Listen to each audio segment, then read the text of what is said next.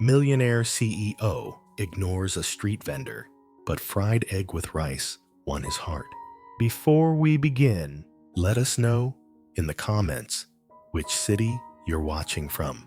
And once the story ends, don't forget to rate it from 0 to 10. Enjoy the story. He came in every Sunday. Same table, same black coffee, same silence. He never smiled, never looked anyone in the eye. He just sat there, like a man waiting for something that would never come. I didn't know his name. I didn't ask. Men like that, the ones with $1,000 watches and eyes that look like winter, they don't usually talk to girls like me. But one night, the power went out. Just me, him, and a candle flickering between us. So I joked, said something dumb about the diner, turning romantic. And for the first time, he laughed. It wasn't loud, it wasn't long, but it cracked something open in him, and in me too. I didn't know who he was back then, not really.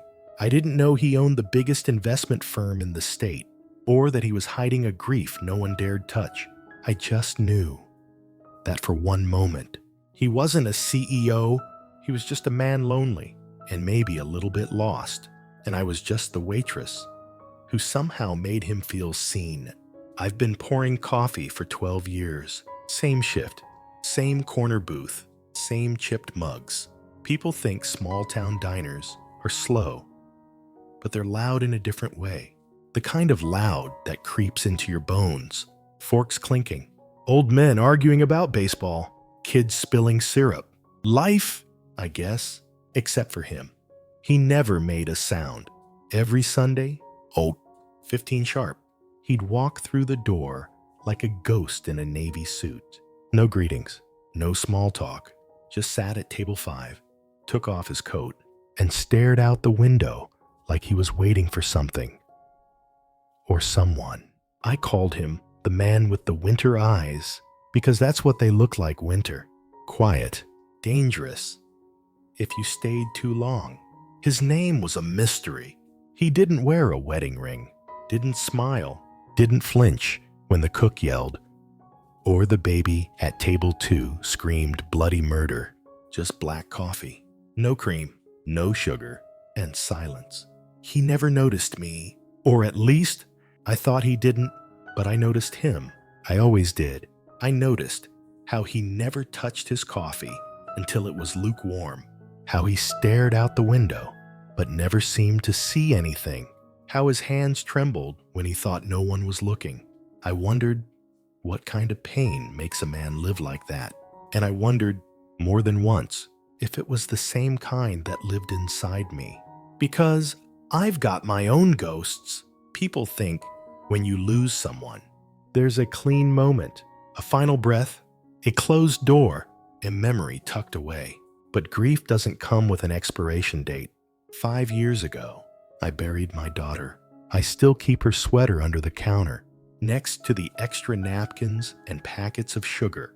Don't ask me why. Some Sundays are harder than others. The day she loved best, the day we used to bake blueberry muffins together, her small hands covered in flour. Now it's the day I survive. I never thought he'd speak to me. I figured I was just part of the scenery. The waitress with tired eyes and hands that smelled like dish soap and cheap lotion. Until the night the power went out. Storm rolled in quick, you know how they do in March. Wind like knives, sky turning bruise purple. Lights flickered once, twice, then gone. Just candles and storm light, and the smell of burnt bacon. The diner went quiet, like even the storm was listening. I grabbed a candle from the counter and walked over to his booth. He didn't look up. I set the little glass jar on the table. Wax melted fast. The flame danced between us. You look like the kind of man who enjoys ambiance, I said. Still nothing. So I added, let me guess, you were hoping for candlelight and jazz, but all you got was scrambled eggs and static. And then it happened. He laughed. Not a belly laugh, not loud. Just a low, unexpected sound. The kind that surprises even the person making it. And God, it was beautiful. He looked up at me for the first time, really looked, and his eyes weren't cold anymore. They were tired, haunted, but warm. I swear, something in my chest cracked open. He said just 2 words, "Thank you." That was it. No explanation, no small talk, just thank you. And from that moment on, everything changed. I didn't know it then, but that laugh, that tiny flicker of light in the middle of a storm, would lead me into the deepest, most complicated love I'd ever know. And the biggest lie I'd ever be told. Chapter 1. The Man Who Never Spoke. It became a kind of ritual. Sunday mornings, 8:15 sharp, table 5. I didn't have to check the clock to know he'd arrived. The bell over the door didn't jingle for anyone else the way it did for him. Sharp and solitary, like a warning bell in an empty church. He walked like he didn't want to be noticed, but everything about him asked to be remembered. Sharp navy suit, polished shoes, hair too perfect for this part of town.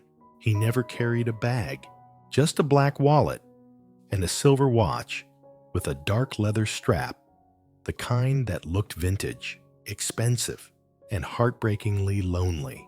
He never ordered, just nodded once, which was his way of saying black coffee, 2 eggs over easy, no toast, and he never, ever smiled. I called him the ghost in the suit when I talked to myself in the back room. Not that I was obsessed. I've seen plenty of customers come and go, and I don't make a habit of staring. But there was something about him, something unfinished, like a story left open on the last page. The first time I asked his name, he didn't answer.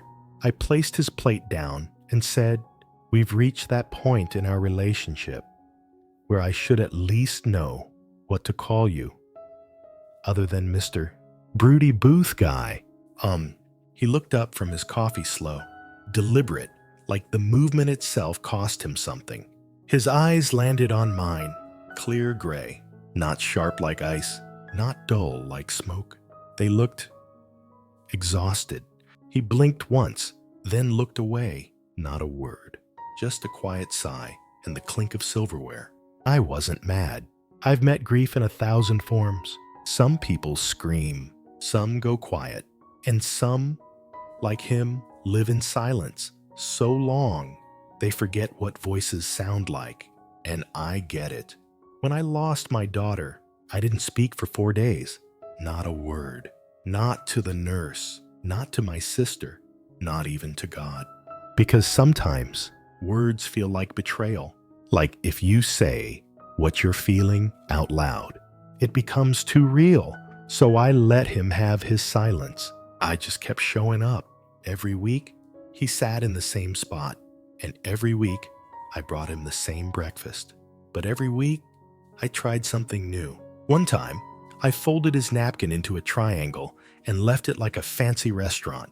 Another time, I swapped his usual eggs for a spinach omelet, just to see if he'd react. He didn't eat it, just pushed the plate away and left double the usual tip. Once, I left a sticky note on his coffee mug that said, "Smile, it burns calories." He flipped it over, didn't smile, but he left a 3rd tip that day. That's how I knew he was listening, even if he didn't speak. Then came the day that changed everything. It was early March, the kind of morning where spring flirts with winter, but never quite wins. I was restocking sugar packets when he cleared his throat, just once, but it was enough to make me drop an entire tray of spoons. "Sorry," I muttered, kneeling to collect the mess. When I looked up, he was watching me, not staring, watching, with intent, with curiosity, with something I couldn't name. "You okay?" I asked. He hesitated, then said quietly, "The coffee tastes different today." His voice was low, rough, like it hadn't been used in a while. I blinked. Different bad, or different good? He looked down into his cup, like it might answer for him. Stronger. Yeah, that's my fault. I started using a darker roast. Figured maybe people who drink black coffee need a little more boldness in their day. A pause. Then, "It's good. That was all he said. But to me, it was a symphony. After that, things changed. Slowly. He started nodding when I greeted him, started answering in one-word sentences, started looking me in the eye. And once, when I joked that he probably didn't even have a first name, he surprised me. "It's Graham," he said, barely above a whisper. I didn't say anything at first, just nodded, filed it away, like a secret I wasn't supposed to know.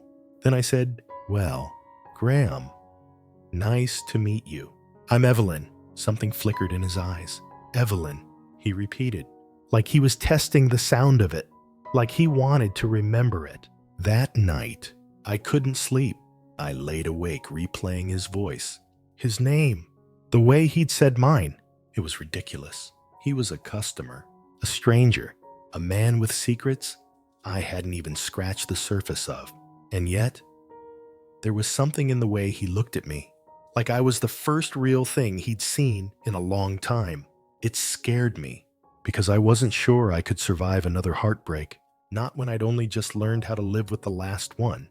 The next Sunday, Graham showed up early. He waited outside in the cold, coat wrapped tight, hands in his pockets. When I unlocked the diner door, he said, "You always open alone?" I nodded, surprised he'd spoken first. He hesitated, then said, "You shouldn't." "Why?" "Afraid I'll get mugged for my coffee filters." He didn't laugh, just said, "The world's not as kind as you think, and you are." I challenged. Silence. Then he met my gaze and said, "No, but I want to be." And then he walked in, like that wasn't the most vulnerable thing he'd ever said. That was the first time I saw it. Not just the man behind the suit, but the man beneath the silence. Not powerful, not mysterious, just broken. Like me, what do you do with a man who says so little, but makes you feel everything? Because I think I was starting to fall for someone who didn't even know how to speak. Until I did. Chapter 2. His voice. Finally. They say some people speak in poetry, but Graham, he spoke in silences. Until he didn't. It started small. A thank you. A dry comment about the weather.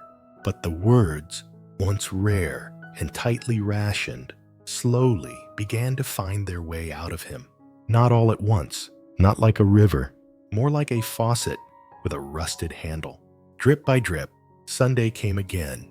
I was already there before dawn, making sure the silverware trays were full, the booth cushions wiped down, and his coffee, dark roast, extra bold, was ready. It was foolish, I know, but somewhere along the way, I'd started thinking of him as mine. My mystery, my storm with a heartbeat. He walked in, same as always, suit crisp, hair still wet from the morning rain. But this time, he paused at the door. Our eyes met. "Morning," he said, voice scratchy, like gravel. "Morning," I replied, hiding my shock behind a practiced smile. "You're early." He looked down at his watch. "Didn't sleep." I said, pouring coffee into his usual mug. "You too." "Huh." He gave the tiniest nod. Something about his shoulders looked heavier than usual, like he'd been carrying the weight of a sleepless night and couldn't quite hide it anymore. I slid the mug toward him. Rough dreams, or just too much thinking. He hesitated. Then, both. That one word, both, was a door opening, slowly, but undeniably. That morning, he didn't just sip his coffee. He sat back, watched the other customers, listened to the buzz of the jukebox, humming a dusty old country song. "Do you like working here?" he asked. I nearly dropped the plate I was drying. It was the first question he'd ever asked me. I glanced around at the cracked vinyl booths and the rust-colored linoleum floors. "It's not glamorous, if that's what you're asking." "I didn't say glamorous," he said, looking at me like I'd misunderstood the assignment. I paused. "No one's ever asked me that before." "Then answer now." So I did. "I like the rhythm," I said. "The familiarity, same faces, same orders.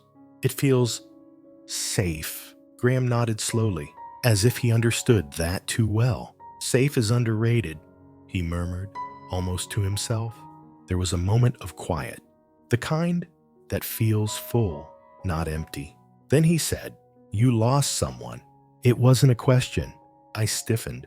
"Yeah," I said softly. "My daughter." He didn't ask how, or when, or why. Just, "That's why you always sit at table 7 before your shift, isn't it?" That was her seat. I froze. I hadn't told him that. Not out loud. Not ever. "How did you—" "I notice things," he said, sipping his coffee. "You sit there every morning. Smile like you're talking to someone, but no one's there." I didn't say anything. What could I say? "That's where she used to sit." I finally whispered. Before school, she liked the pancakes, always asked for strawberry syrup, even though she knew we didn't have any. Graham's expression didn't change, but something in his eyes softened. "I think," he began, then paused. "I think it's good that you still talk to her." My throat tightened. "You ever lost someone?" I asked, even though I already knew the answer was yes. He didn't reply right away. Then, after a long pause, "My brother." His voice caught. "Just a little, barely enough to notice. But I wasn't there," he added. "I was too busy making money." The way he said money, like it was a dirty word. "What happened?" I asked gently. He didn't answer, just stared into his coffee like it was a black hole trying to swallow him whole. I didn't push. Some stories don't like to be told, not until they're ready. He stayed longer that day, didn't eat, just sat quietly, occasionally watching me work. When the morning rush died down and the diner emptied, I brought him a refill without asking. "This one's on the house," I said. "I can pay, I know, but I like giving things for free sometimes, especially to the ones who look like they've forgotten what kindness feels like." He looked up, straight at me. "You talk like someone who knows how to hurt," he said. I didn't deny it. "I talk like someone who survived it," I replied. Later, as I wiped down the counter, he stood to leave, but instead of just nodding and walking out, he lingered at the doorway. "Thank you," he said, "not just for the coffee." That much I knew. "For what?" I asked. He shrugged, one hand on the door. "For not needing anything from me." Then he left, and I stood there in the quiet after he was gone, heart hammering like I'd just run a mile. That night, I dreamed of him, but not the man in the suit. I dreamed of Graham. Just Graham sitting in my kitchen in a t-shirt, barefoot, laughing. And when I woke up, I didn't know what scared me more, that I'd dreamed it, or that I wanted it to be real. He was still a stranger, still a man with a locked door for a heart, but I could feel the hinges loosening, and something inside me whispered, "Be careful, because the more he speaks, the harder it will be to forget the sound of his voice. And if I wasn't careful, I might fall in love with a man who still hadn't told me who he really was." Chapter 3. The Man with No Past. The funny thing about someone who barely speaks is, you start filling in the silence yourself. I imagined all kinds of stories for Graham. Maybe he was a war vet, maybe a widower, maybe an artist who'd failed and never picked up a brush again. But the one I never considered, that he wasn't just hiding his pain, he was hiding his entire life. The more he opened up, the more careful he became. We'd gotten into a rhythm coffee at 8, phased. The occasional dry joke, a quiet chat if the place wasn't too busy. But anytime I asked about his past, he'd deflect. "Where'd you grow up?" "Lots of places. Family nearby." "Not anymore." "What do you do for work?" "Finance." "Boring stuff." "Finance." Right. That word can mean anything, from I balance spreadsheets to I own 3 skyscrapers and a helicopter. And something about the way he said it, vague, too smooth, made something in my gut tighten. Still, I didn't press, because he looked at me like I was the first person in years who hadn't asked him for anything. And maybe I wanted to keep being that person, the one who didn't need answers. Just him. One rainy Thursday, he surprised me. He showed up on a day that wasn't Sunday. It was almost closing time. I'd just finished mopping the floor when I saw him standing outside the glass, drenched to the bone. I opened the door without a word.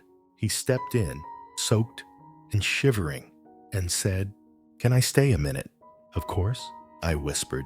I handed him a towel from the supply shelf in the back and poured him the usual black, strong, steady. He didn't speak for a long time. Then finally, with both hands around the mug, I had a bad day. "What happened?" I asked softly. He stared at the steam rising from the cup. "I saw someone from before." "Before what?" He didn't answer, but then, so quietly I almost missed it, he said, "Before I became someone I didn't recognize." I sat down across from him. For once, I didn't reach for words, just waited. My life used to be. He hesitated. Loud. Public. I was always in the papers. Always on. He gave a tired smile. "There's a cost to being successful. You lose your face and grow a brand instead. And now, I eat eggs with a stranger who sees more of me in a minute than others did in a decade." His voice cracked a little at the end. He didn't look at me, just blinked slowly and said, "And I don't know what to do with that." I felt something sharp twist inside my chest, because I knew that feeling of not knowing what to do with something good when all you've ever known is pain. So I said, "The only thing that made sense, you don't have to do anything with it. Just don't run from it." After that night, I started noticing more cracks in the armor. The way he'd glance at the clock like he was late for something, even when he wasn't. How he never used credit cards, paid in crisp bills, always exact. How people occasionally slowed down outside the diner, staring a little too long before walking off. One man even came in, looked at Graham sitting at the counter, turned pale, and left without ordering. I caught Graham watching him leave in the reflection of the window. He didn't say anything, but his jaw tightened. I mentioned it casually a few days later. "Someone recognized you." He shook his head. They recognized who I used to be." "And who was that?" Graham hesitated, then said, "Someone I buried a long time ago." That night, I went home and typed his name into the search bar, just once, just to satisfy the gnawing feeling that had been living in my stomach for weeks. "Graham." Gray eyes. "Finance." Seattle. A few guesses, a few clicks, and then there he was. Graham Alexander Sterling, founder and CEO of Sterling Holdings. Estimated net worth, $2 billion. Articles, photos, headlines. The Wolf of West Coast Banking. Billionaire disappears after brother's death. The untouchable king of quiet fortune. I stared at the screen, cold all over. I'd been making jokes about his burnt toast, wiping his table with a rag that left streaks. And all this time, he was that Graham Sterling. I closed the laptop like it might burn me. He didn't tell me because he didn't trust me, or maybe because he was afraid I'd treat him differently. And the worst part, he wasn't wrong, because now, sitting in my dark little kitchen with my knees pressed to my chest, I didn't know what to feel. I wasn't just pouring coffee for a man with secrets. I was falling for a man who didn't even exist. The next Sunday, I didn't say anything. He walked in, sat down, smiled, actually smiled when I brought him his usual, but something inside me felt splintered. I asked, casually, "So, Mr. Finance, what's your biggest investment tip?" He hesitated, then said, "Don't bet on things that look shiny. Bet on things that feel right." I smiled, but it didn't reach my eyes, because now I knew he'd been betting on me not finding out. He'd once said he became someone he didn't recognize, but sitting across from him now, I wasn't sure I recognized him either, and maybe that scared me more than I wanted to admit. I thought I was falling for a quiet man with kind eyes and calloused hands, not a billionaire in hiding with the world at his feet. But love doesn't care about the truth, not until it's too late. Chapter 4. Coffee and Quiet Things. There are moments that feel ordinary, but something in the air tells you they aren't. You just don't realize it until later. That Sunday felt like that. Too quiet, too still, like the world was waiting for something to break. Graham was already there when I arrived, sitting in his usual booth, hands wrapped around an empty coffee mug, like he'd been holding it for hours. It was the first time I'd ever beaten the sunrise into the diner, but somehow he still beat me. He looked up when the doorbell jingled and offered a small smile. I'd never noticed before how much younger he looked when he smiled, like a boy who hadn't been hurt yet. I could have made the coffee, he said, as I slid behind the counter, pulling off my coat. You don't know the filter trick, I replied, punching the machine into life. What trick? You pack it tighter than the manual says, slows the drip, makes the flavor linger. He tilted his head, intrigued. Why would you want it to linger? Because some mornings, the only thing worth holding on to is what's in that cup. He went quiet at that. Not his usual kind of quiet. This one felt like agreement. We didn't talk much that morning, but it didn't feel empty. It felt full, like silence had become its own kind of language between us. He watched me work.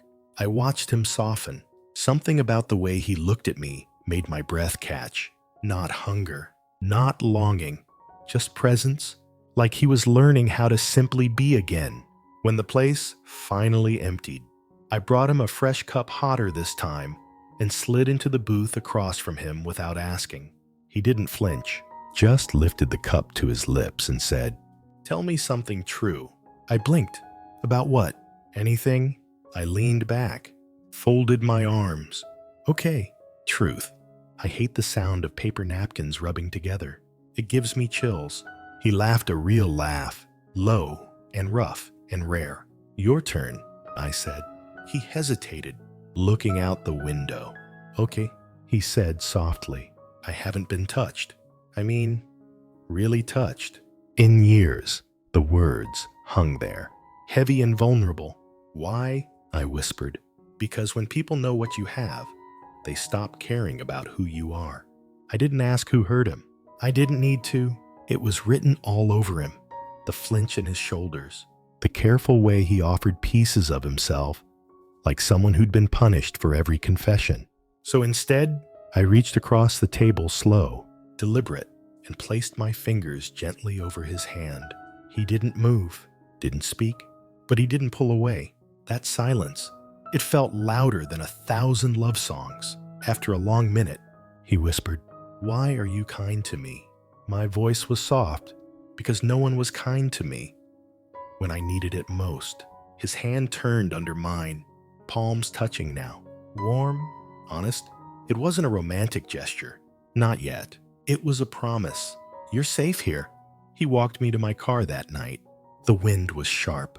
The street was mostly dark, except for the neon open sign blinking behind us.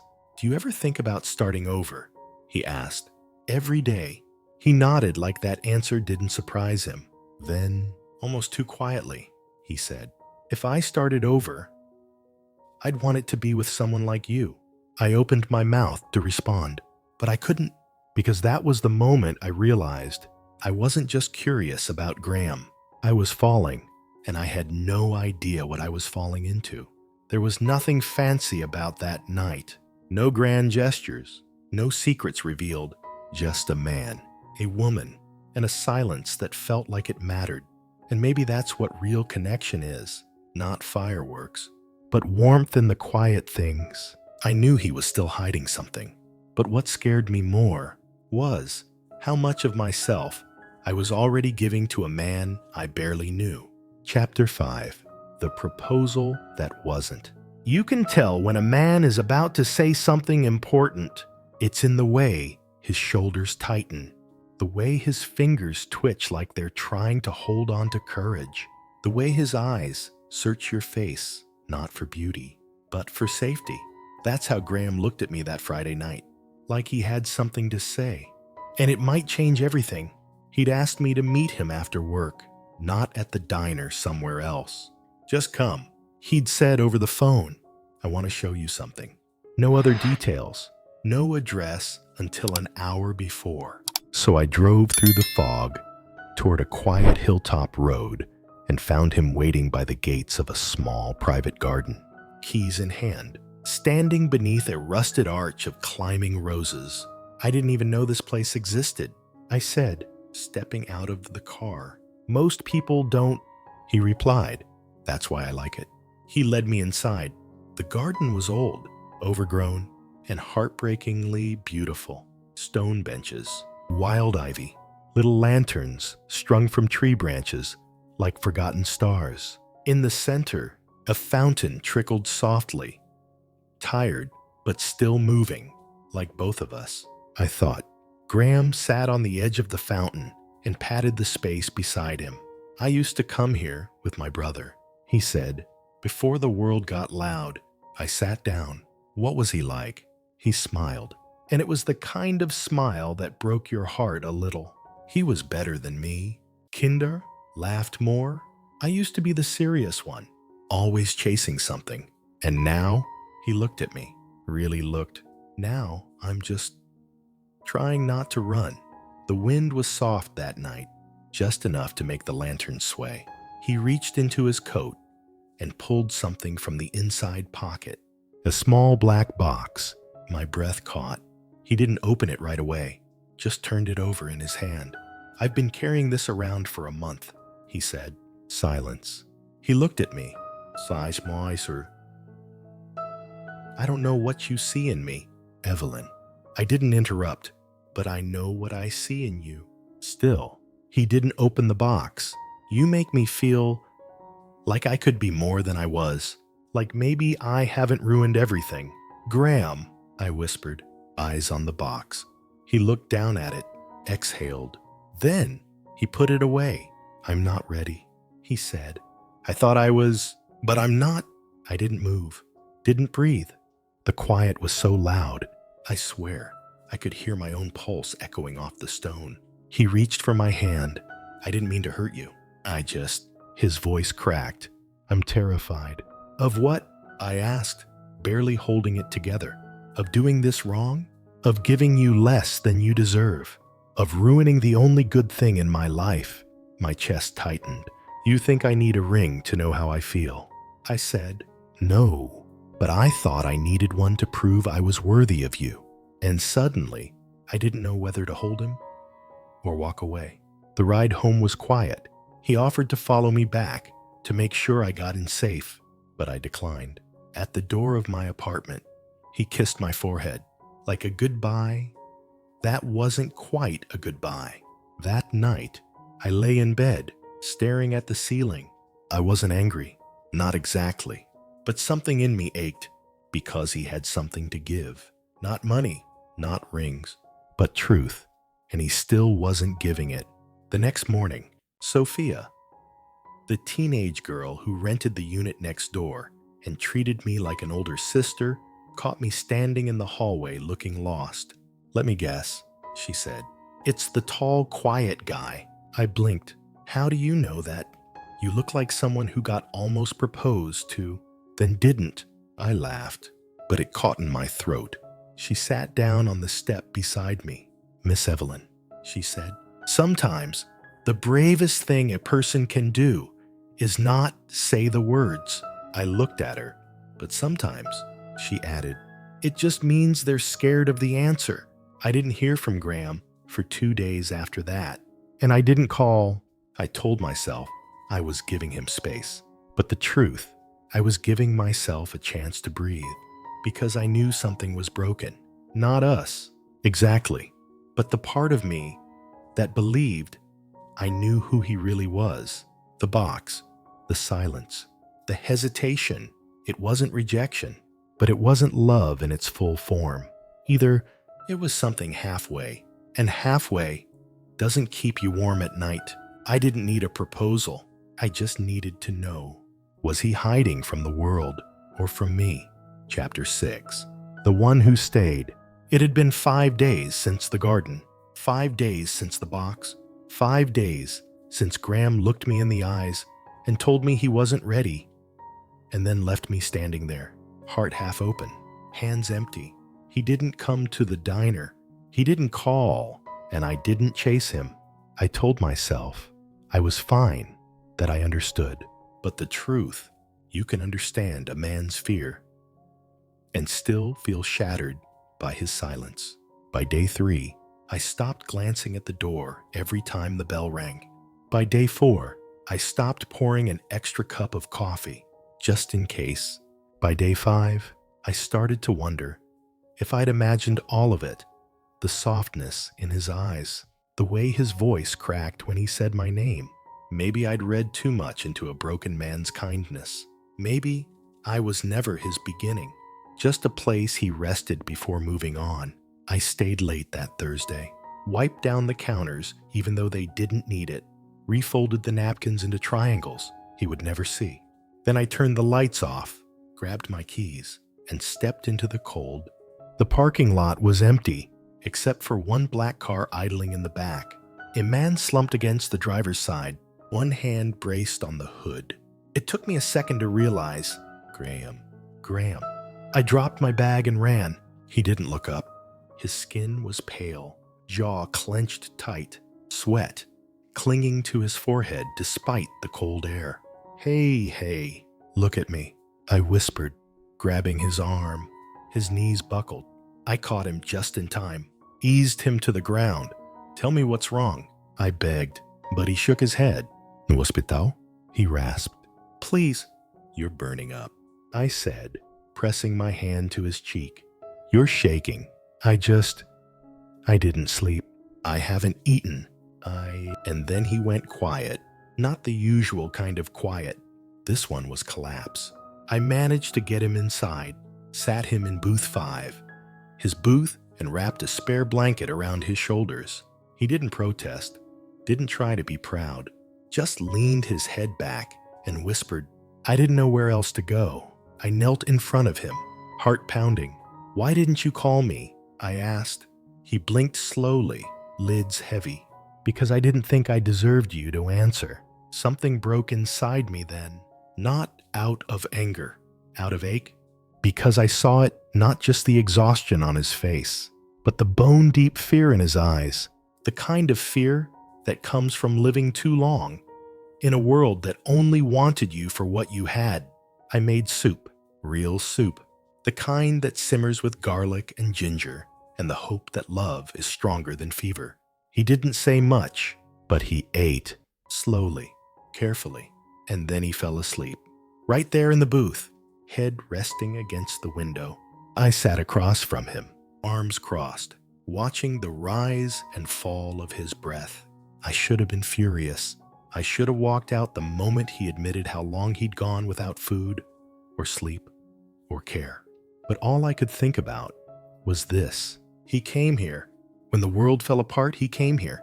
To me, I stayed the whole night, sitting in that booth, watching over him like he was something sacred. And when the morning sun poured in and hit the dust in the air like gold, he stirred, eyes open slowly. He looked at me, groggy, confused. You stayed, he whispered. Of course I did. His throat worked like he was trying not to cry. Why? I reached across the table, touched his hand gently. Because when someone matters, you stay. He looked at our hands, at my fingers wrapped around his. And then, voice barely audible. I've never had that before. And in that moment, I knew something he didn't. I wasn't just helping him heal. I was falling in love with a man whose heart had never been kept safe. Not once, until now. We spend our lives waiting for someone to rescue us. But sometimes, love isn't rescue. Sometimes it's just not leaving. He'd been abandoned by people who promised forever, but I wasn't going anywhere. Because love, the real kind, doesn't flinch when the fever hits. It stays Chapter 7. The Woman Who Sees Me. We never said what that night meant. No labels, no promises, just him, sleeping in booth 5, with soup on his breath, and my hand still wrapped around his. But something shifted after that.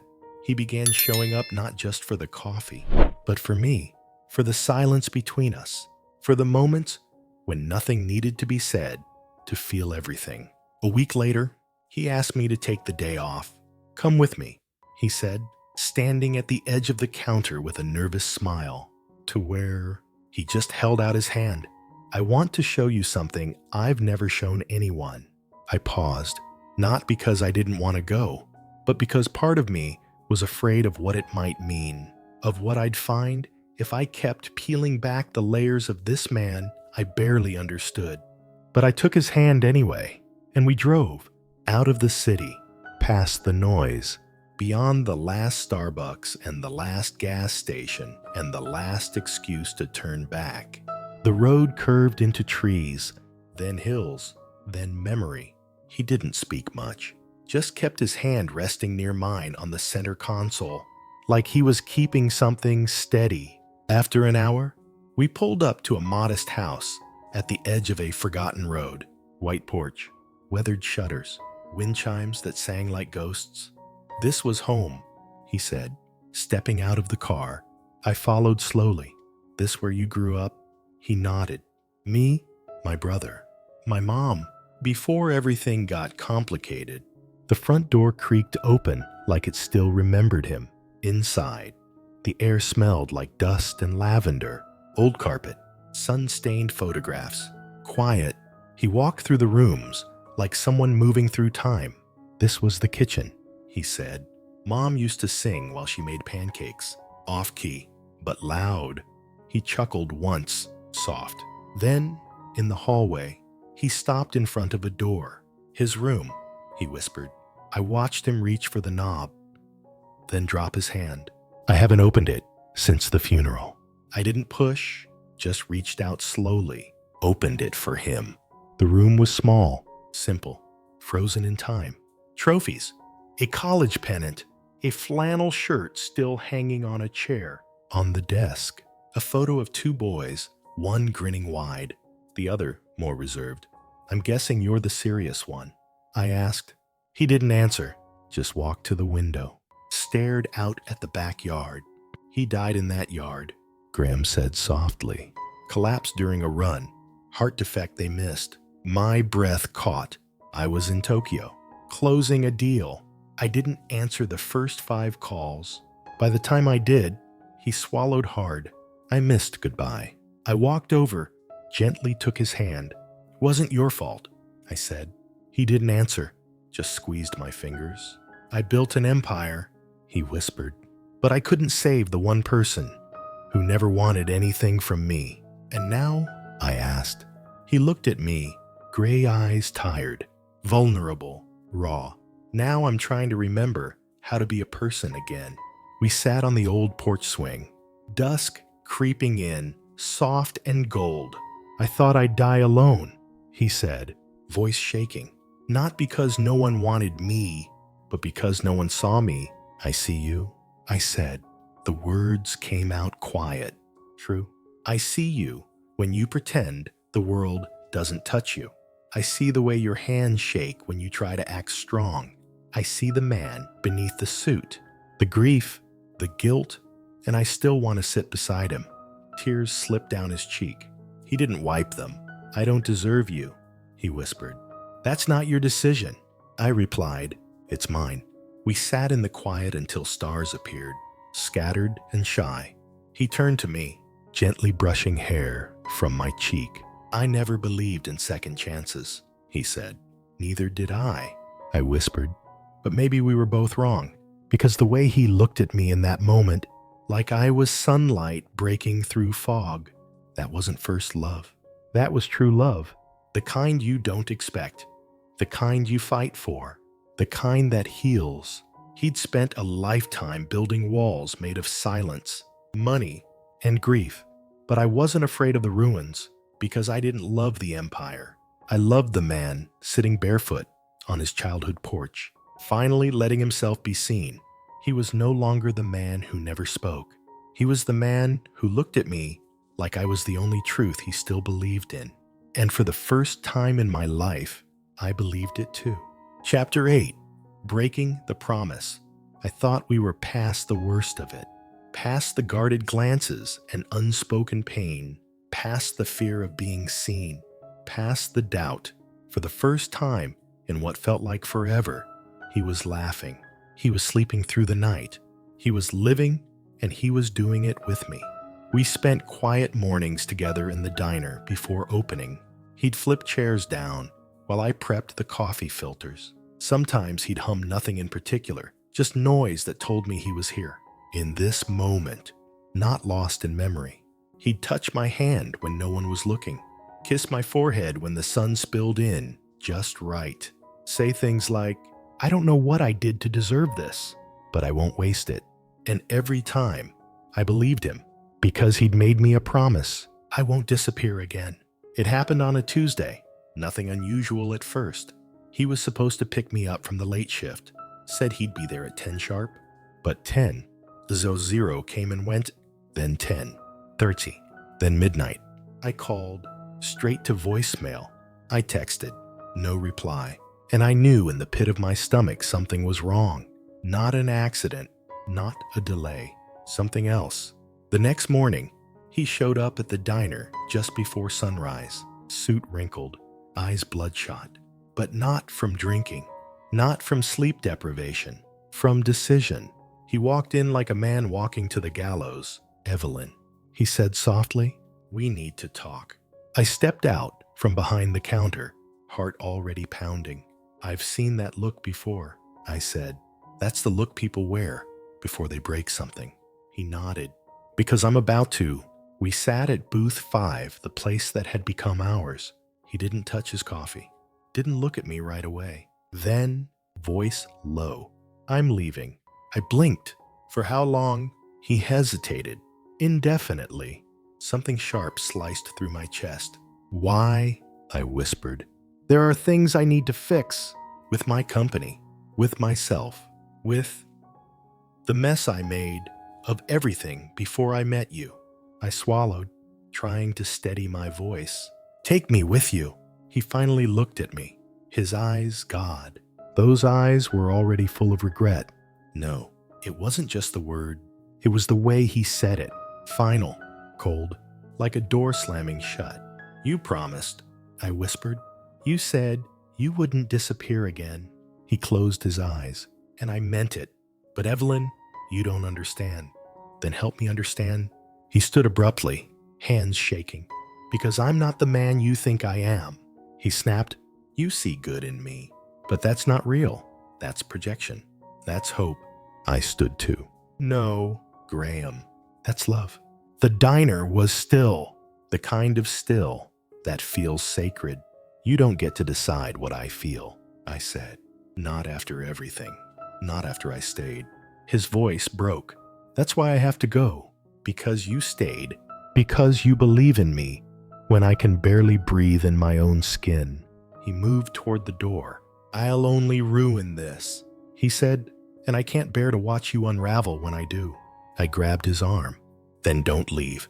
Let me be the reason you don't fall apart." He turned back to me and said the 6 words that would echo in my chest for months. "I love you too much to stay." Then he walked out. No kiss, no last glance, just the doorbell's cruel chime as the sky behind him broke into gray. And I stood there, breathless, like I'd been punched in the heart. I didn't cry right away. I cleaned the counters, took out the trash, scrubbed the mug he'd left behind so hard the handle snapped clean off. Then I sat in booth 5 and let the silence swallow me. This wasn't heartbreak like before. This was something deeper. Because this time, I wasn't left for lack of love. I was left because of it. And somehow, that hurt worse. Sometimes, people leave you not because they stopped loving you, but because they love you so much. They're convinced you deserve better. And that lie, the one they tell themselves, becomes the only truth they obey. He thought leaving was mercy. But mercy doesn't leave behind a girl staring at an empty booth with tears in her coffee. And if love was still real, I had to believe he'd come back. Chapter 9. The letter he never sent. Grief doesn't always feel like crying. Sometimes it feels like standing in a place where someone used to be and pretending they never were. It had been 7 weeks since Graham walked out. 7 weeks of unlocking the diner door alone, of folding Booth 5's napkin neatly and placing the mug anyway, because routine is its own kind of heartbreak. He didn't call, didn't write, and I didn't try to reach him because I was proud, because I was hurt, because I didn't know if I could survive begging someone to love me back. Sophia tried to help.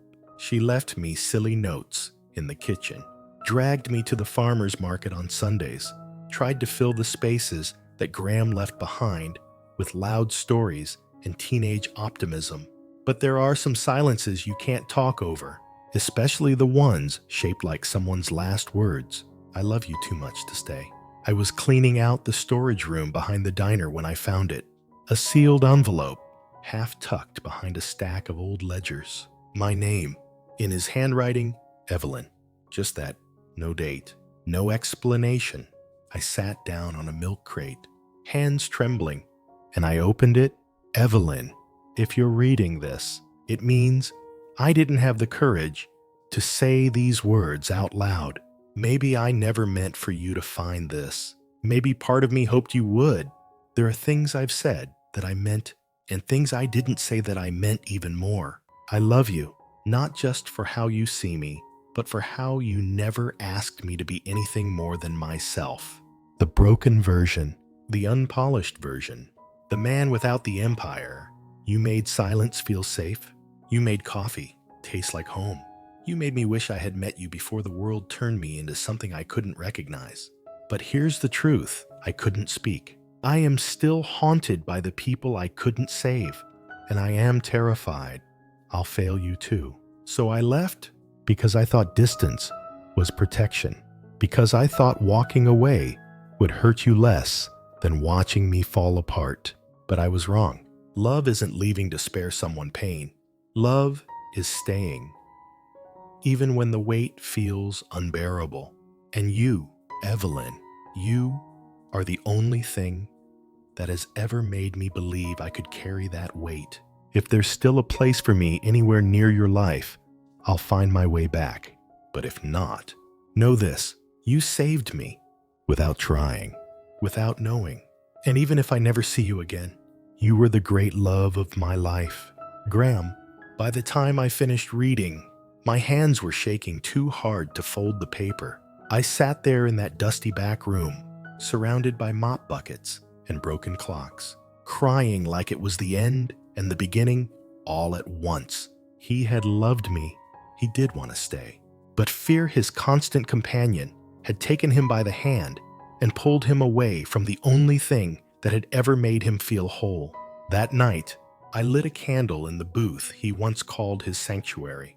I read the letter again, and this time, I smiled through the tears, because even if he never walked through that door again, at least I knew the truth. Sometimes closure isn't the end of something. It's the beginning of forgiveness. And sometimes the love we thought abandoned us was quietly trying to find its way home. He didn't leave because he didn't care. He left because he did. And maybe now it was time for him to come back. Chapter 10. The Wedding in the Wind. Spring came late that year. The trees held on to winter longer than they should have, and the wind carried a chill even when the sun came out. But still, people came to the diner. New faces, familiar laughter. Life moved, and I moved with it. I didn't stop loving him, but I did stop waiting, like a woman frozen in time. I took longer walks. I reopened the back room and started sketching again, something I hadn't done since before my daughter died. And I framed his letter, not out of desperation, but out of gratitude, because even if love broke me open, it also let light in. One afternoon, the wind picked up, not a soft breeze, but wild, swirling gusts that pushed through town like something was coming. I stepped outside with a tray of fresh muffins and paused. The sky was all silver and ache, and at the end of the street, a man in a dark coat, walking like he didn't know what he'd find, but he'd come anyway. I didn't move at first, just watched him get closer, step by step, soaked to the bone, wind in his hair, letter in his hand. Him, Graham. He stopped right in front of me, eyes red, breathing hard. "You told me once," he said, "that when someone matters, you stay." I nodded, tears already threatening. "I left," he said, "but I never stopped carrying you with me." I swallowed, voice trembling. "Why now?" He looked up at the swirling clouds, the wind tossing leaves at our feet. "Because if I don't say this now, I never will." He pulled a small, worn box from his coat pocket. "I don't have a plan. I don't have a guest list. I don't even have a suit that fits anymore." Then, quieter, "But I have a ring, and I have you, and I have this moment." He got down on one knee right there in the storm and asked me the question I thought I'd never hear. "Evelyn Hale, will you marry me?" The wind roared. A gust lifted my apron ribbon like a dance, and I laughed, not because it was funny, but because after all the pain, all the silence, all the leaving, he came back. So I whispered the only answer that ever mattered. Yes. We didn't wait. There, in the wind and drizzle, we gathered what we had.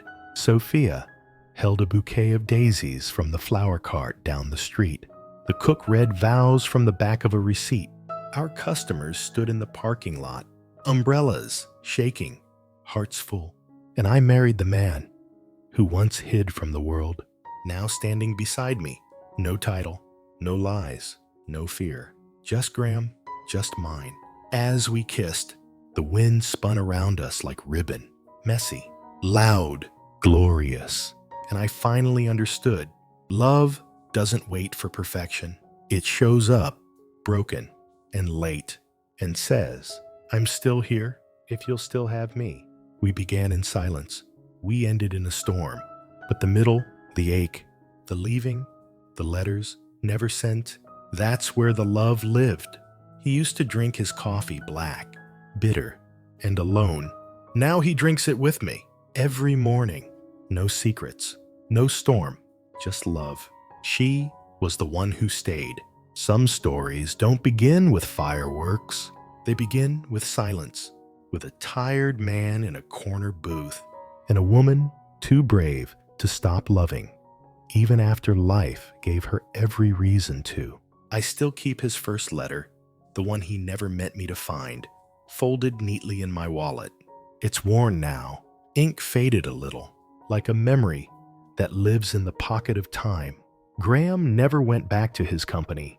He says he finally figured out the only empire he ever needed was the one we built on burnt toast, late-night laughter, and the way I still catch him staring, like he can't believe I stayed. We didn't have a perfect wedding. The cake collapsed. The wind knocked over the mic stand. Someone played a Taylor Swift song on a cracked Bluetooth speaker.